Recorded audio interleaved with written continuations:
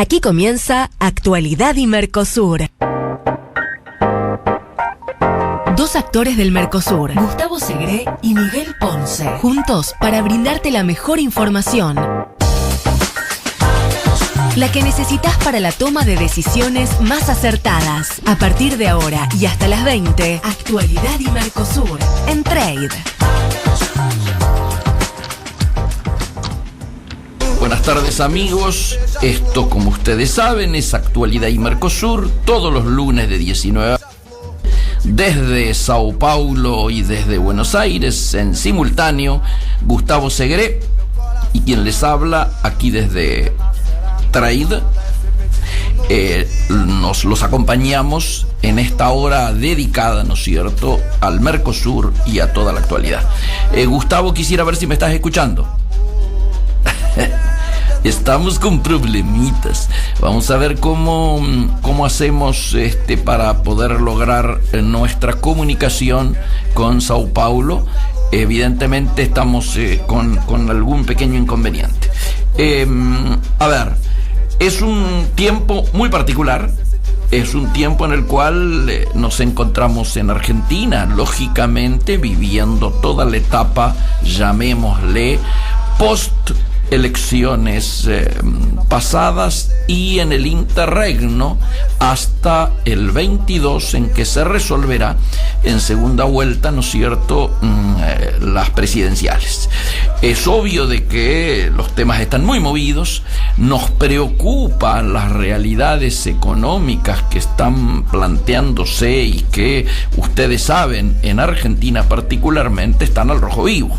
Evidentemente, la particular situación que se vive de las reservas en el Banco Central y algunas medidas adoptadas tanto en el área de la Secretaría de Comercio como desde el Banco Central hacen que nosotros tengamos que decir que estamos preocupados. Si todo anda bien, el amigo Gustavo Segré ahora sí debería estarnos escuchando desde Sao Paulo. Gustavo, ¿estás allí? Hola. Sí. Estamos al aire, Gustavo, ¿nos escuchás? Te estoy escuchando con alguna dificultad, Miguel. Buenas tardes a todos. Muy buenas tardes. Ahora mejoró, ahora estoy un poco mejor. Vale, excelente. Evidentemente, bueno, vamos a intentar de que el sonido y nuestra comunicación aguante todo el programa. Me gustaría, en función de esto precisamente, que empezáramos con la caliente realidad brasilera antes de entrar a también la caliente realidad nacional. Aquí ha hecho muchísimo ruido un reportaje a Fernando Enrique Cardoso que ha movido el avispero, y bueno, simplemente tirarte esto como introducción y luego vamos a los temas que seguramente con más conocimiento tú tienes preparado. Sí, bueno, vos sabés que Fernando Enrique Cardoso es la segunda reportaje que le otorga a medios de Argentina o replican de medios de aquí, sí. Y ha salido contundentemente a decir que Dilma debe renunciar, inclusive que según su opinión debería renunciar a cambio de una estrategia del Congreso para aprobar un plan de largo plazo que permita a Brasil salir de este problema que tiene tanto político como económico. Claro. Y te diría que de alguna manera, por supuesto con la subjetividad del caso, porque el amigo Fernando Enrique Cardoso está tratando de tirar agua para su molino, el Partido Socialdemocrático Brasilero, que se perfila muy bien en algunas encuestas, lo vamos a hablar en algunos minutitos, pero fundamentalmente creo que de alguna forma sus comentarios, junto con algunos aspectos de la coyuntura brasilera política y económica, están colocando claramente a Dilma bajo las cuerdas. Ajá. Vos fíjate que tenemos, por varios motivos, y te doy un salpicón de cuestiones que tienen que ver con lo que le está ocurriendo hoy a Dilma Rousseff, y podemos entrar en el análisis de cada una si querés, o te doy los temas y lo hablamos. Por favor, no, adelante, Gustavo. Bueno, la primera cuestión, el Congreso Nacional del Partido de los Trabajadores se realizó la semana pasada, tuvo una preponderante actuación el expresidente Lula, donde básicamente te diría que justificó con todas las letras que Dilma mintió en la campaña política. ¡Qué lindo! Pero, ¡Qué lindo! claramente. ¡Qué va! Lo dijo de una manera un poquito escondida, o sea, mencionó que la realidad llevó a Dilma a cambiar su discurso, utilizó exactamente estas palabras, discurso que generó que lo que utilice como herramientas políticas y económicas en su segundo mandato no fue lo que había prometido en la campaña para llegar al segundo mandato. Cierto. Lo curioso de todo esto es que los datos que Dilma ocultó son los datos que el Partido de los Trabajadores tenía.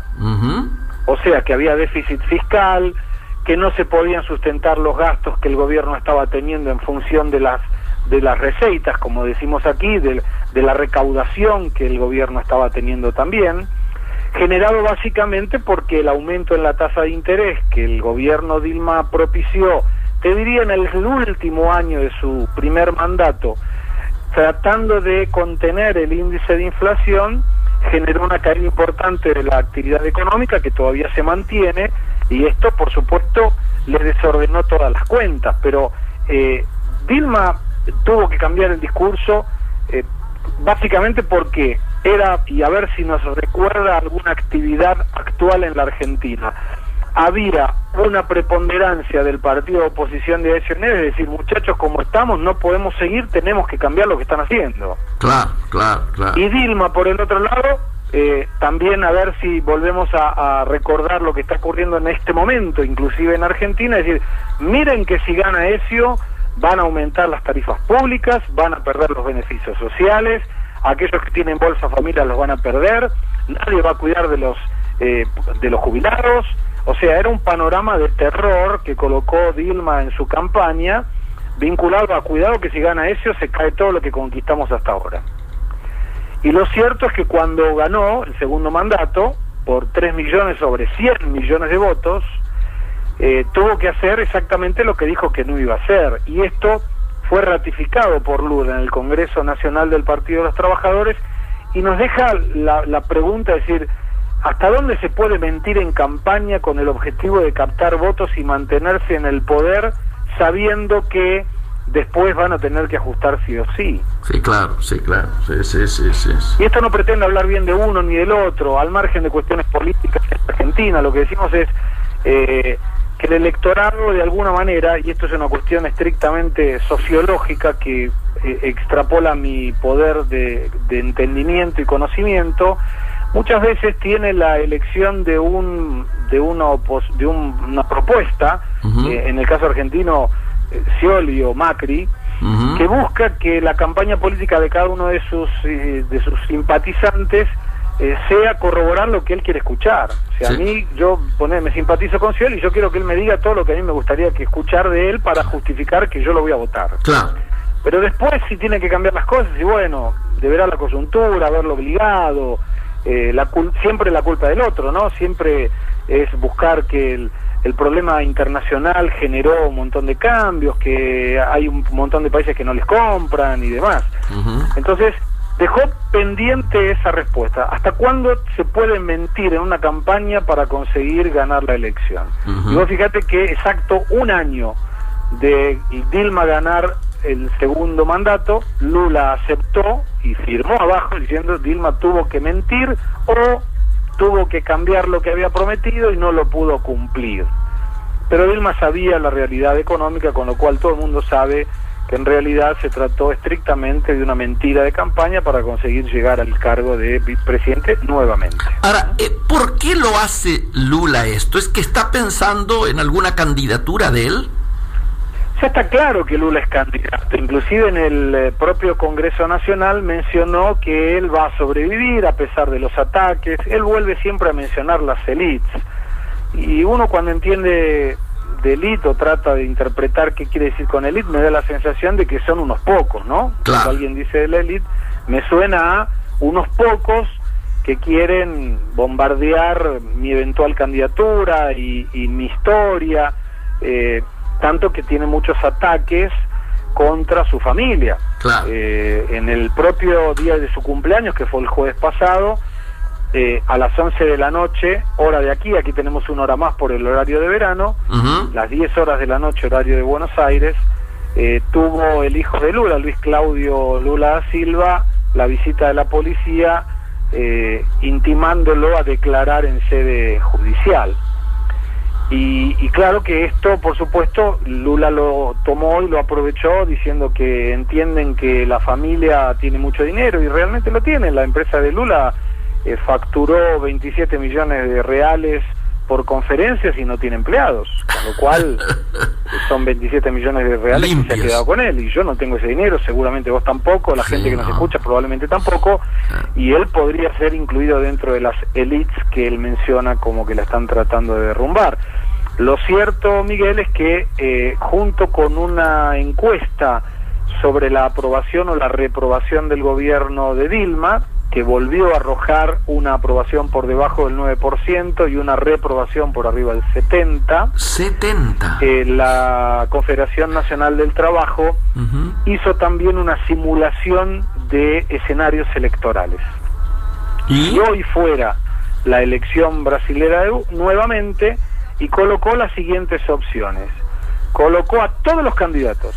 Entonces colocó a Lula, porque él ya se autoproclamó candidato al 2018, lo colocó a Aécio Neves, por supuesto, colocó al senador Serra, que fue candidato a presidente y perdió contra Lula en elecciones anteriores, lo colocó a Alckmin, que también se colocó, fue candidato y perdió contra Dilma en el año 2010, colocó a Marina Silva, que participó de las últimas elecciones, tercera, no llegó al balotaje, y en todos los casos Aécio Neves se colocaba como victorioso. Lo curioso de todo esto es que cuando hacen una simulación de segundo turno, Lula contra cada uno de ellos, o sea, Lula contra Marina Silva, Lula contra Aécio, Lula contra Alckmin y Lula contra Serra, Lula pierde en todos los escenarios. ¿Y esto qué? ¿Es por la imagen negativa de él? ¿Se vota contra Lula más que a favor de los otros? Y ahí, mira, y no te lo pasé por off, pero me has dado el pie perfecto para que te cuente por qué. 54% de los electores dicen que nunca votarían a Lula. Lo que llama la atención es que muchos de esos electores son electores antiguos del Partido de los Trabajadores, o sea, revirtieron su simpatía electoral. Sí. Suele ocurrir, ¿no? Cuando hay así. Tiene mucho que ver la divulgación, sin ninguna duda, Miguel, de la cuestión de los casos judiciales. Obviamente. Porque a Lula ya ha declarado, está sospechado su instituto y su empresa.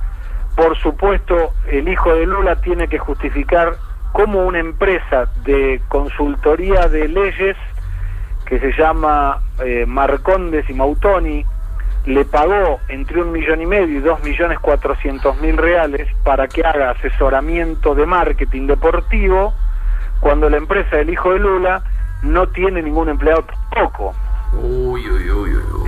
Y además de esto, se ha descubierto que gente muy vinculada al Partido de los Trabajadores, el ex ministro Palocci, que fue ministro de Economía del primer gobierno de Lula, fue jefe de campaña de Dilma Rousseff en el 2010, llegó a ser jefe de gabinete y tuvo que salir porque se encontraron muchas prestaciones de servicio contra empresas que habían hecho aportes de campaña, entonces él renunció. Pero son valores que mueven 300 millones de reales, estás hablando de 100 millones de dólares. Bien. Y te doy algunos datos interesantes.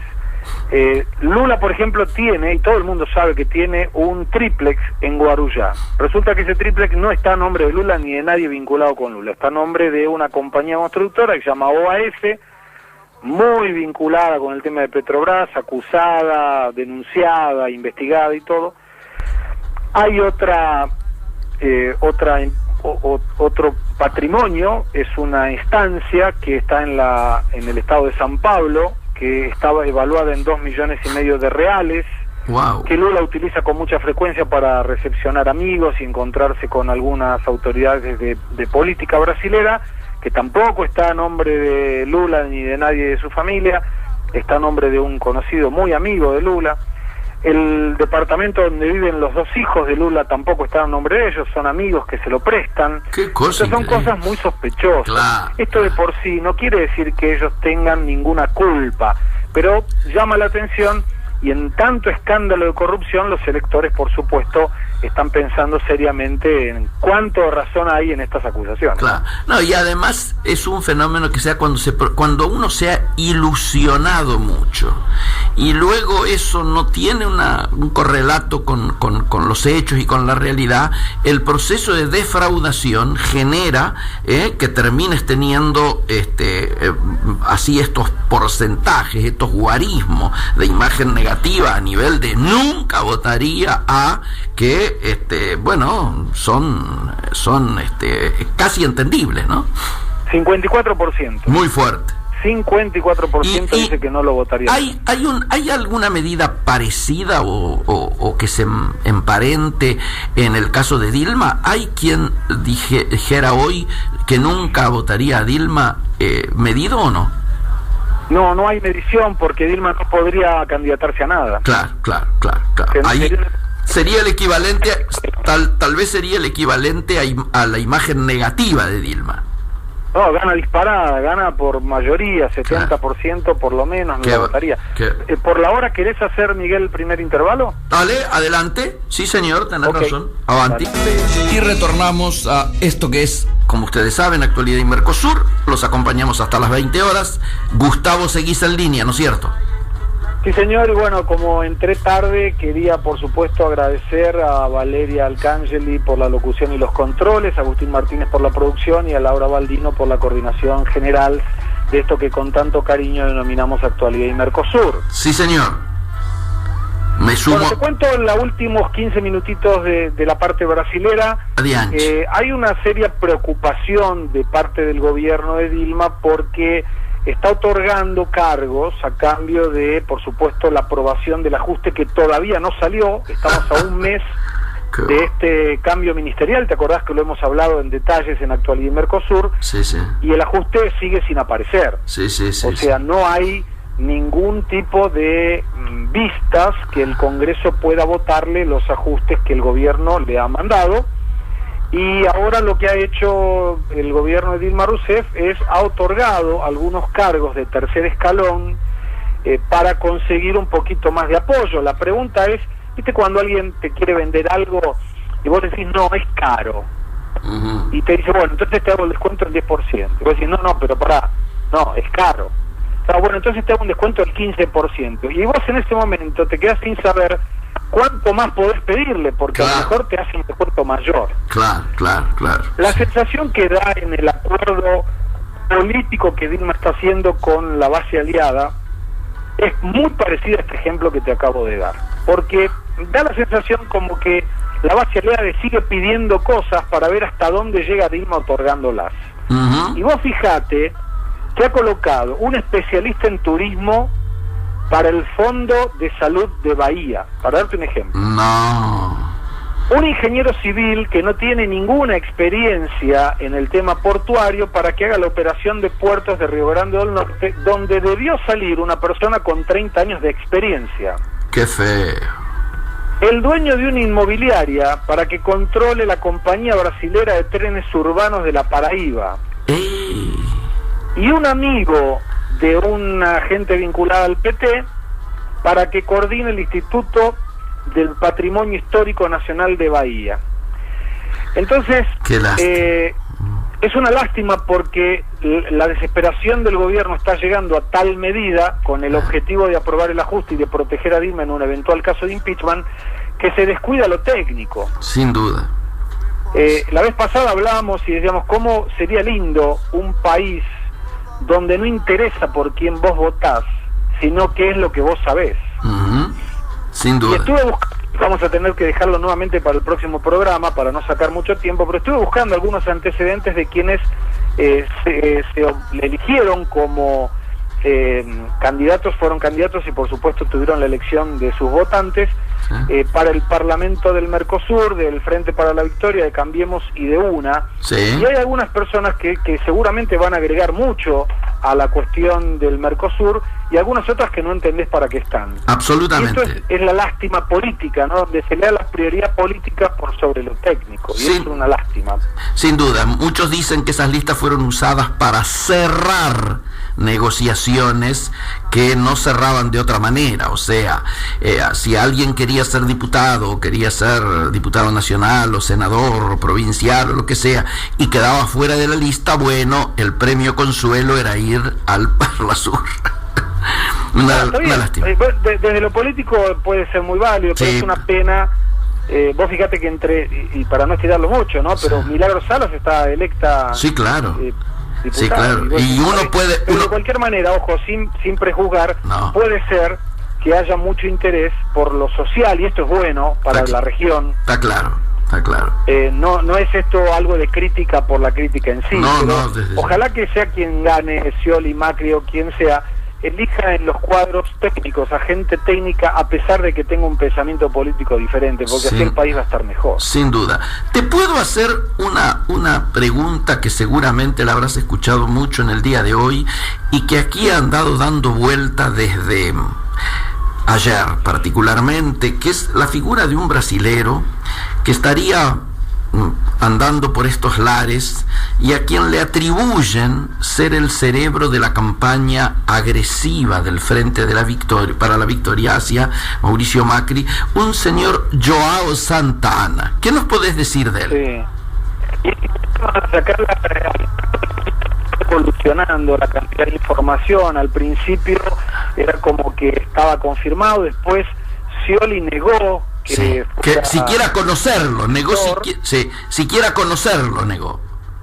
Claro, bueno, pero acá dan por cierto que el viernes pasado viajó Santana hacia allá, es muy amigo de Dilma de Lula, de Lula. Sí. Hizo una campaña para José Manuel de la Sota antes de las PASO. Correcto, lo había conocido al gallego, como le decimos aquí, de la Sota, cuando el gallego era embajador allí argentino en Brasil. Sí, bueno, y es una persona, desde el punto de vista de sus características personales y sus aptitudes profesionales. Nació en 1953, en enero. João Cerqueira de Santana Filho se llama. Músico, periodista, escritor y publicitario. Y estuvo muy vinculado a revistas y algunos diarios muy famosos acá, como Globo, Jornal do Brasil, la revista Bella y Esto Es. Tiene premios periodísticos importantes. Y por supuesto, te diría que la clave de su asesoramiento de marketing político surgió a partir de haber elegido o conseguido que se elija al presidente Lula en el 2006. Recordemos que en el 2002 no era João Santana, era Duda Mendonça. Otro muy conocido por estas tierras. Sí, además, bueno, él estuvo muy vinculado al tema del mensalón y se retiró porque fue denunciado, tuvo una complicación de corrupción importante. Él mismo reconoció que el Partido de los Trabajadores le había pagado en el exterior. ¡Qué lindo! João Santana también participó de la campaña de Dilma Rousseff en el 2010 y en el 2014. Wow. Participó de la de Hugo Chávez en el 2012, participó de la de Nicolás Maduro en el 2013, Mauricio Funes en El Salvador, Danilo Medina en la República Dominicana y José Eduardo Santos en Angola, que le trajo mucho problema porque en este momento está siendo investigado por la Policía Federal por lavado de dinero en función de un dinero que trajo precisamente de Angola.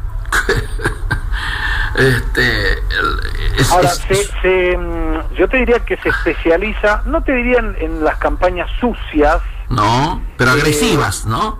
Pero sí muy agresiva, muy agresiva. De hecho, hay serios comentarios como que una de las publicidades que en este momento está circulando contra Macri, con unos globitos amarillos, como que sacan a los pobres llevándolos al espacio, fue rechazada por el ex candidato Sergio Massa, y ahora el ciolismo la habría tomado. Así es. Pero me resulta muy familiar sobre la campaña que nosotros vimos aquí de Dilma Rousseff en la segunda parte, cuando era uno contra el otro, muy parecida. Sí, lo acreditan a él, o sea, se lo respeta profesionalmente, por supuesto, pero claro, sin ninguna duda. Y obviamente tiene pergaminos como para decir gané en tal, ¿no? Ocasión, pero también se entiende que esa agresividad es muy distinta de aplicar en digamos, no puede ser trasladada mecánicamente. En Argentina en general las campañas agresivas no han terminado bien. Yo creo que es un error estratégico, sobre todo porque siempre mencionamos cuál es el problema que tienen los empresarios argentinos para entrar al mercado brasilero: no entender la cultura. Ahí está.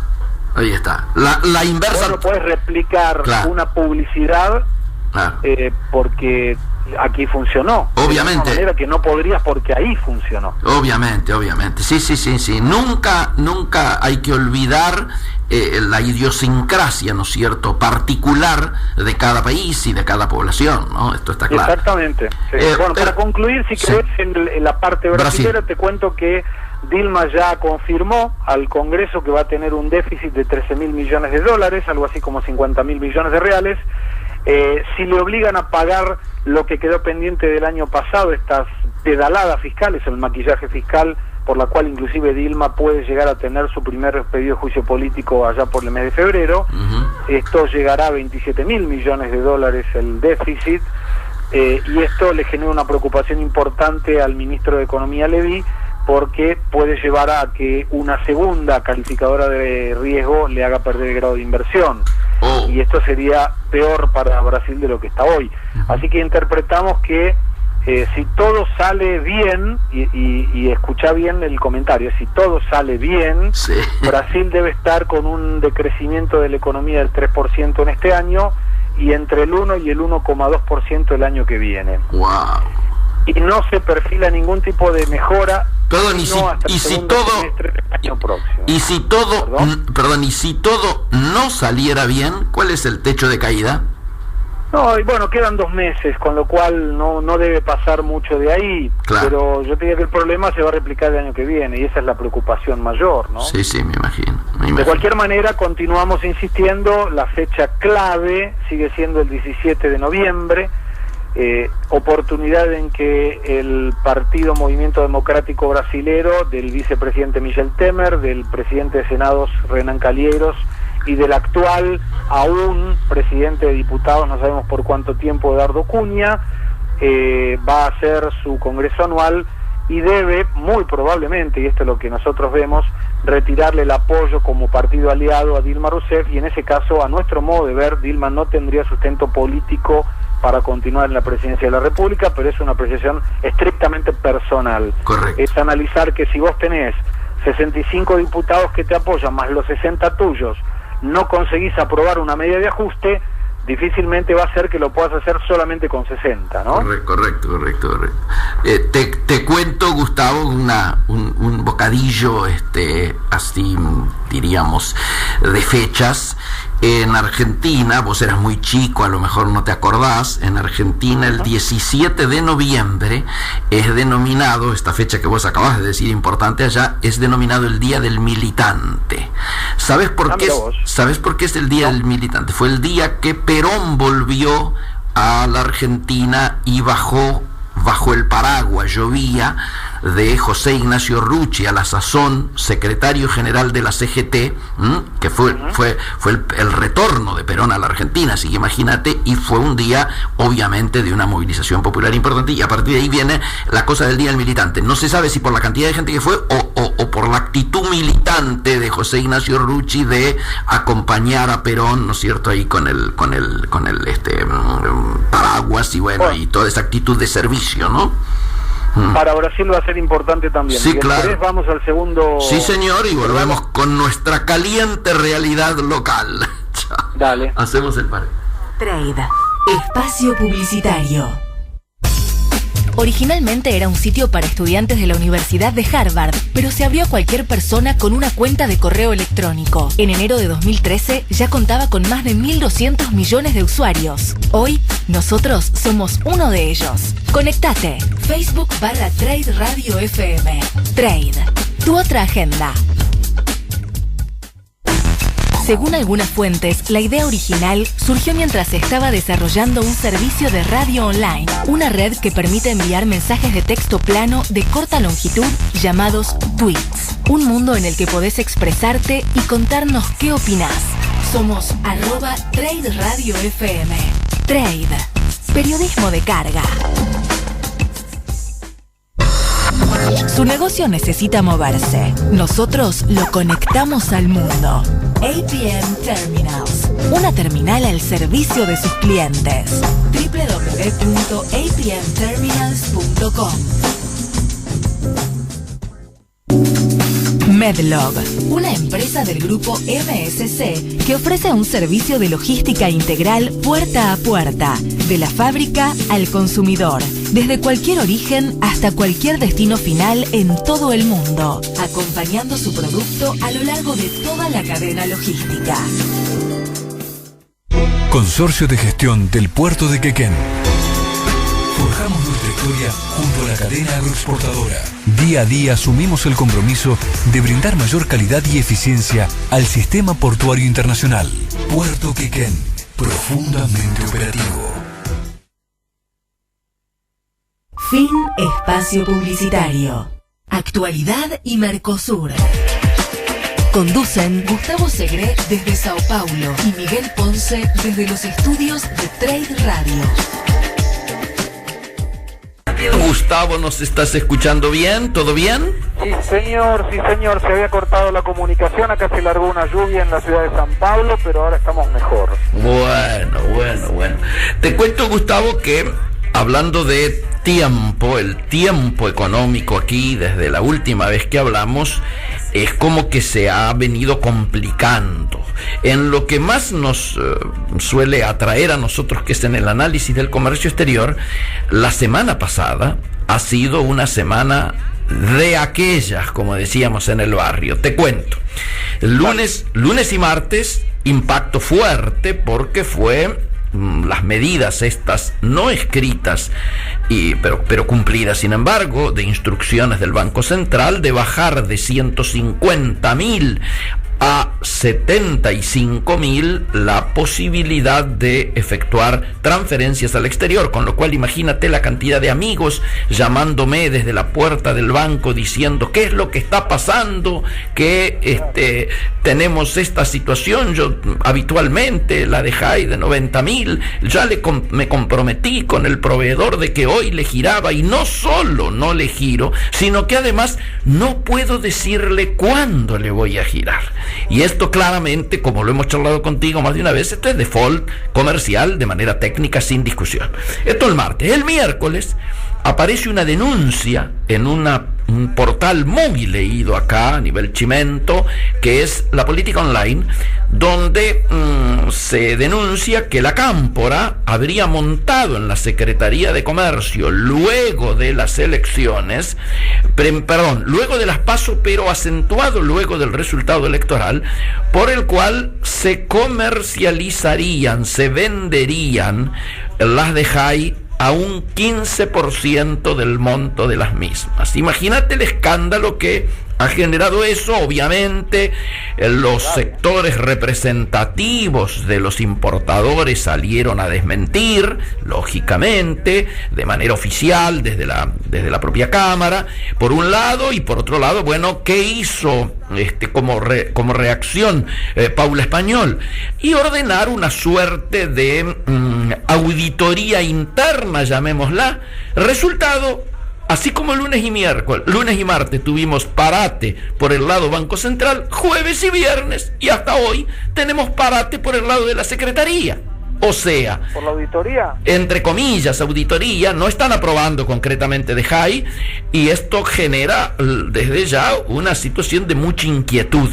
Lo que en realidad uno podría decir a esta altura es que lo que está ocurriendo es esto que venimos aseverando de manera creciente, ¿no es cierto? Que es que los dólares para el funcionamiento de la economía real no están, y entonces, bueno, cada cosa que se hace, cada medida que se toma precisamente pensando en esto.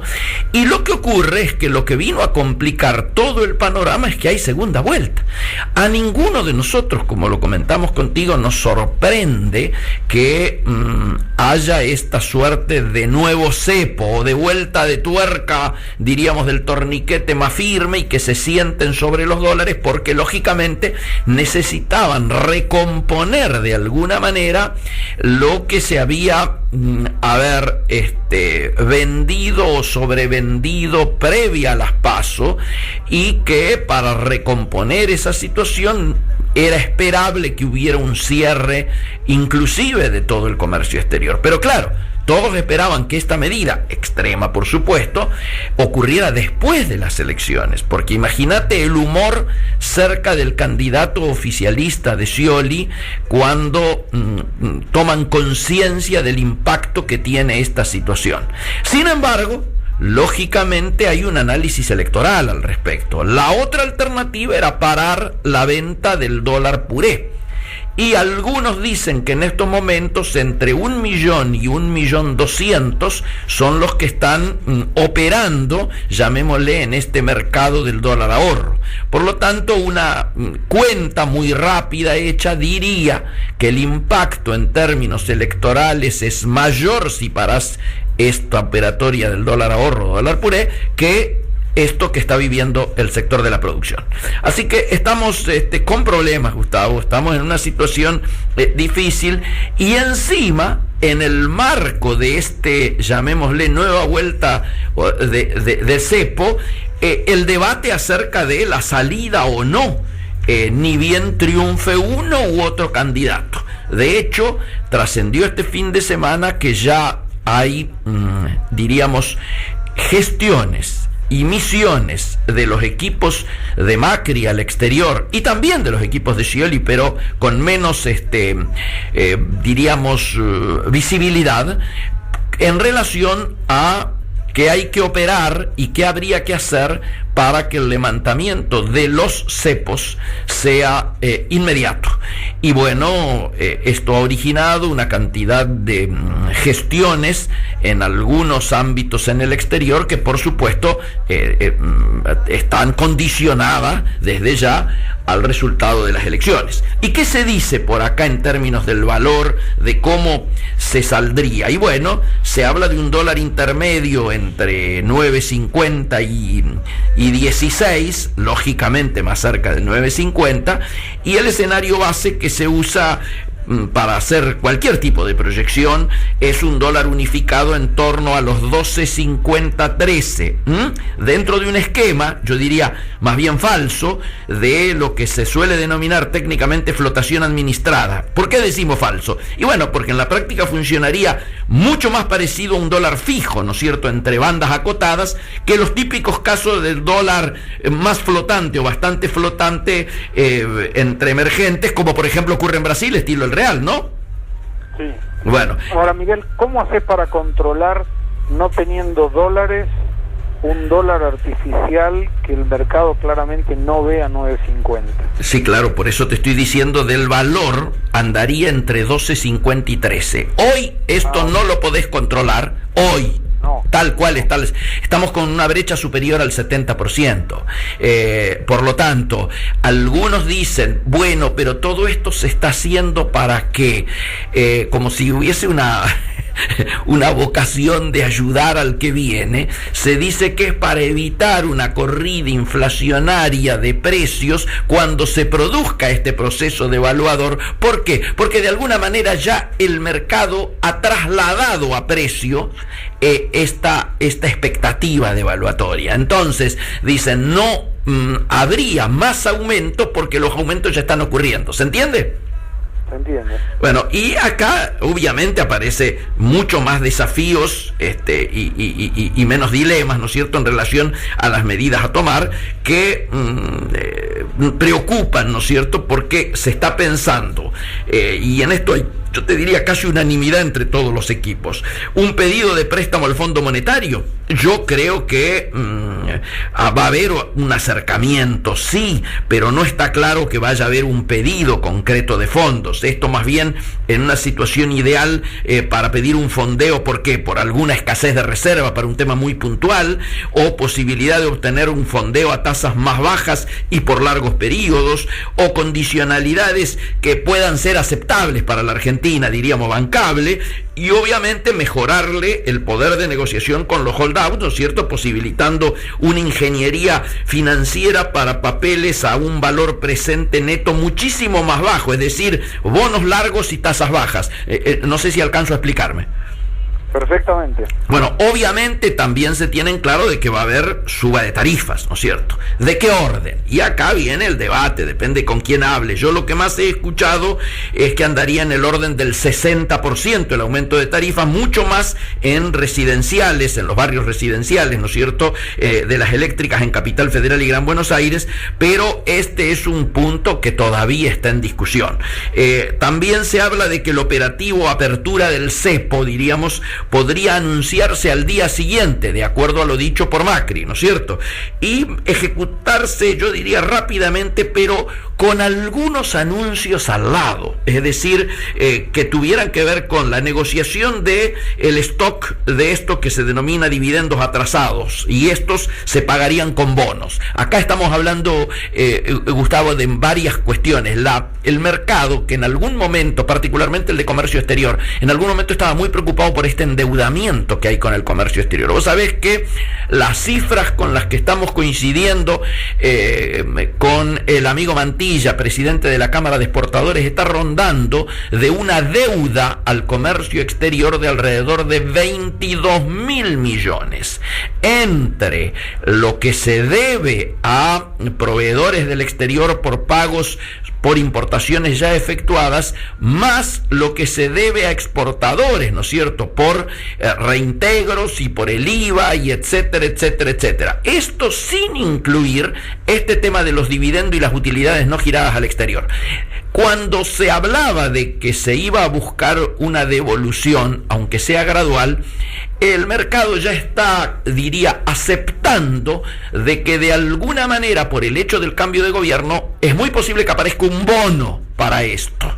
Y cuando hablamos de un bono, estamos diciendo, por lo tanto, que no habría un pago efectivo, sino que sería financiado de esta manera. Yo creo que esto está aceptándose, ¿no es cierto?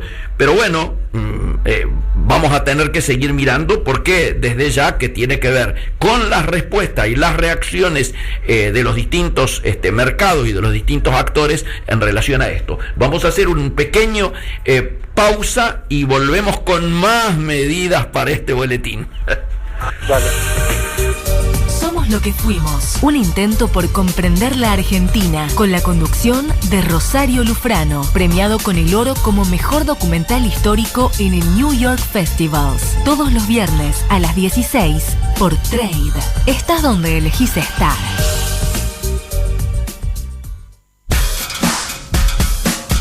Mercosur. La información más estratégica con los mejores protagonistas. Gustavo Segre y Miguel Ponce. Con sufrimiento, Gustavo, cortamos este tema, que tantas saudades nos trae. Terrible. Ahora, yo me quedé con una duda. Dale. Y vos tenés 22.000 millones ahí dando vueltas. Sí. ¿De dónde sale ese dinero? ¿Dónde piensas sacar ese dinero? Porque es mucho título para que alguien preste. Sin duda. Mejor dicho, para que alguien compre un título emitido por un gobierno que hoy no tiene credibilidad, ¿no? Y sí, no. Estas serían las primeras medidas del nuevo gobierno. No. Estamos hablando en el marco de de tomar medidas muy rápidamente el día 1, precisamente para generar esa confianza. Cuando hablamos de dividendos atrasados y también de negociación de importaciones atrasados, estamos hablando de ese tipo de bono para esto, o pago en cuotas. Algunos hablan de un mix, parte en cuotas, y como vos bien decís, y aparece como muy gruesa lo de los 22.000 millones, podría llegar a ser, 15.000 millones y en bonos, y el resto escalonar cuotas de devolución, ¿no es cierto? Esto está ligado también a otras medidas como sube inicial y temporal de tasas, pero solamente para apuntalar el tipo de cambio inicial, ¿no es cierto?, el que queremos, y luego una baja rápida. Iniciación inmediata de negociaciones con los holdouts, de manera tal de marcar la voluntad de que realmente se quiere volver a los mercados y cerrar ese tema.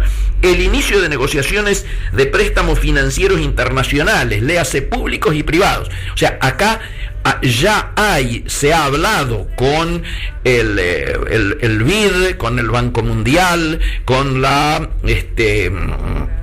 con diversos organismos, ¿no es cierto?, de financiamiento, la Corporación Andina, bueno, etcétera, etcétera, que habrían prometido en un primer momento, junto con un nuevo swap chino, terminar de complementar una masa que permitiera este tipo de decisiones. La eliminación inmediata de retenciones en general y bajar 5 puntos a la soja, y anunciar aumento de tarifas y otras medidas fiscales que permitan vislumbrar, yo diría, un ajuste alrededor del 2. Alguien dice que no puede ser menor a 2 puntos del PBI para el 2016. Este sería un poco el paquetito que anda dando vuelta de los runrunes que se hablan en los distintos equipos en relación a cómo se saldría. Por supuesto que hay una diferencia de estilos, ¿no es cierto? Mientras Macri lo plantea en el día 1 o a partir del día 1 para dar una fuerte señal de shock, etcétera y demás, Scioli está planteando una cosa más alargada en el tiempo, más gradual. La palabra es gradualismo versus shock, y sigue este debate, ¿no es cierto? Igualmente, yo te diría que en muchas de estas cosas el propio debate ha ido llevando a posiciones, a ver, no diría convergentes, porque no es eso, pero sí bastante coincidentes en a dónde apuntar en el tiempo inmediato, dando por sentado todos de que la situación que cada uno de los actores va a tener que adoptar está teniendo en cuenta, no haciéndose los distraídos con la gravedad de lo que se va a asumir. Vos sabés, Gustavo, que se está pensando que estamos en estos momentos en 3.000, 4.000 millones, entre 3.000 y 4.000 millones en rojo en Banco Central. Estamos hablando de que se han destruido los dos superávit mellizos. Hoy se ha conocido un estudio muy profundo de Ismael Bermúdez, por el cual se demuestra que el nivel de déficit fiscal que deja el actual gobierno es el mayor ¿desde cuándo? Desde 1982, o sea, el mayor de todo el periodo democrático, y estamos hablando de que ese déficit superaría los 7.2 puntos de PBI como tal. Por lo tanto, claramente, si además tenemos en cuenta de que el año va a cerrar con déficit comercial, o sea, vamos a tener un rojo comercial, estamos hablando de que han matado los dos superávit mellizos de los que se enorgullecía Néstor Kirchner, ¿no?